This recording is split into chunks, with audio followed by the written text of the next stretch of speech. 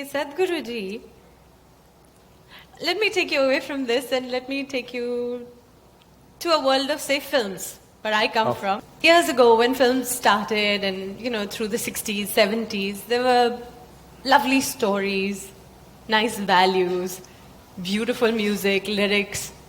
By the time I was the star in movies, some of our jhatka matkas might have shocked the previous generations and they must have said, what is all this? But it was still within limits. Whose limits? I mean, what's acceptable to society? Whatever. I'll say. And then now, today, the complexion of films, the kind of films we see, it's little clothes. It's live-in relationships are, up there on screen for everybody to see, and nightclub culture. It sometimes worries me that my children are growing up now. This is what they're seeing. These are the kind of songs that they're listening to. The lyrics are about, from Janam Janam to expiry date songs. Yes. So this is what they're watching. This is what they think is cool. This is the hip and happening stuff. So with such a young nation growing up on this is the feed. This is what you see, this is what you hear. I'm just a little concerned as to what they will turn out to be. I'm sure your parents were concerned too. Okay, so I'm sure my parents were very concerned when I was growing up. So every parent has this concern, every generation has this concern that the next generation is going wrong, always. I understand what you're saying. This sudden change, if every generation likes to go one step beyond where the previous generation has stepped in, on almost everything, just for the sake of doing something different, or it's natural, they have grown up in one atmosphere, they take it to another level. They move to the next level. Yes. Next is not always next. That's what you're saying, right? Yes, it's not higher, it's someone else, it's just next. So, this concern is always there, but right now, the change that is happening is not the next. It is a serious influence because in the last 15 years, the world's ability to communicate across cultures and borders is so heavy and so unprecedented. Nobody has ever been used to this kind of influences before, okay, never before. This level of influence on our young people, never before possible, no other generation has ever experienced this kind of onslaught from so many directions, and the volume of influence is too big. So, in terms of changes that are happening, it is not next, it is simply somewhere and nobody knows where it is because it's too complex and too mixed.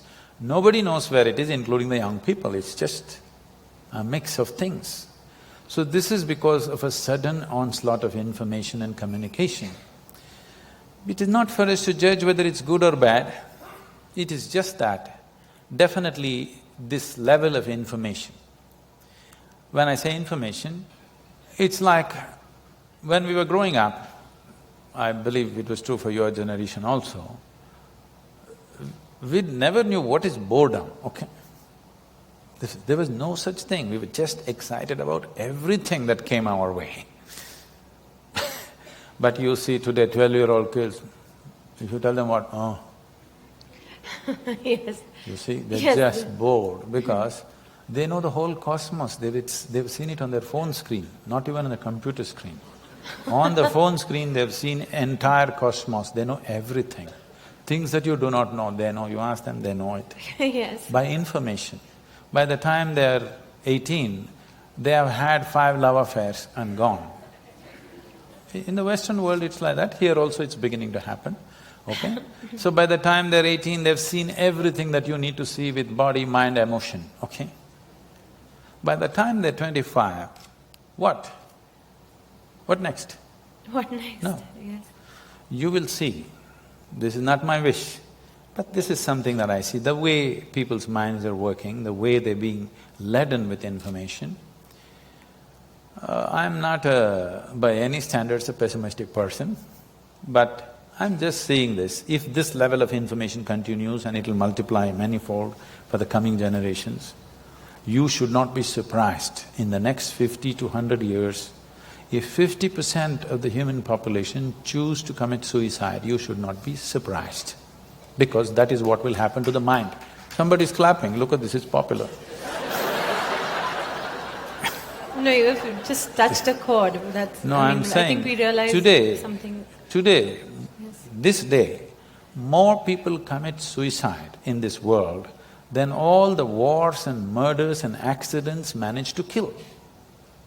And if this level of information onslaught continues on human mind, I know the nature of mind absolutely, because I know my mind. I know how it works, what it can handle, what it cannot do. I know it clearly what human mind is. That's the reason why I don't have to read people's books or listen to their entire thing. If they say one sentence, I know what their mind is. Because I know the structure of human mind entirely. Otherwise, I won't be who I am. So, I'm saying this, if this level of information onslaught continues at the same pace or at higher pace, which is possible in the next few years, this will definitely lead to wanting to terminate yourself, because there will be nothing to live for. There is no joy and excitement about anything. You look back at your own life. Those of you who are over 50 years of age, just look back at your own life. When you were 12, 15, was there any room for you to get bored about anything? Simply you were excited about every little thing, isn't it? Today you will see it's almost a common feature. 12, 15-year-old kids are just bored. Only thing is… Yes, they're all on iPads, iPhones, Because yes, they're on gadgets. we're talking about love and life, all this will not mean nothing. Because you had one love affair when you were 18 years of age, you thought this is your life and you're willing to die for it, whether you died for it or not, but at least at that time you thought you'll die for it, okay? Today on Facebook they have 22 love affairs going simultaneously. It just means nothing. I'm not saying they should have it or not have it, all I'm saying is, this will lead to a certain overload on the mind, and suddenly a human being will think, why am I here? You know that big Shakespearean question, to be or not to be? Yes. It's not the most intelligent question. Unfortunately, people think so. This is only because you have not been touched by life. You are not a piece of life, you're just a psychological case. You're full of thoughts and emotions. You have not touched life at all. You think your thoughts and emotions are life? No. Your thoughts and emotions are the drama that you're creating in your mind. It is your cinema. You must be able to end it somewhere. If you do not know how to put the end, then it's going on endless cinema, you're going crazy. Life is happening here. Life is not… your work is not life, your family is not life, your career is not life, your cinema is not life, your thought is not life, your emotion is not life. Life is happening here. Everything else is accessories to life. Now, the frills of life have become larger than life itself. Life is entirely missed. If you touch life within you, then it's an explosion of energy. When such a thing never happens to you, because you have information about the whole cosmos on your phone screen, you will never be touched by life because too much information, too much thought. Even emotion is drying up, too much thought.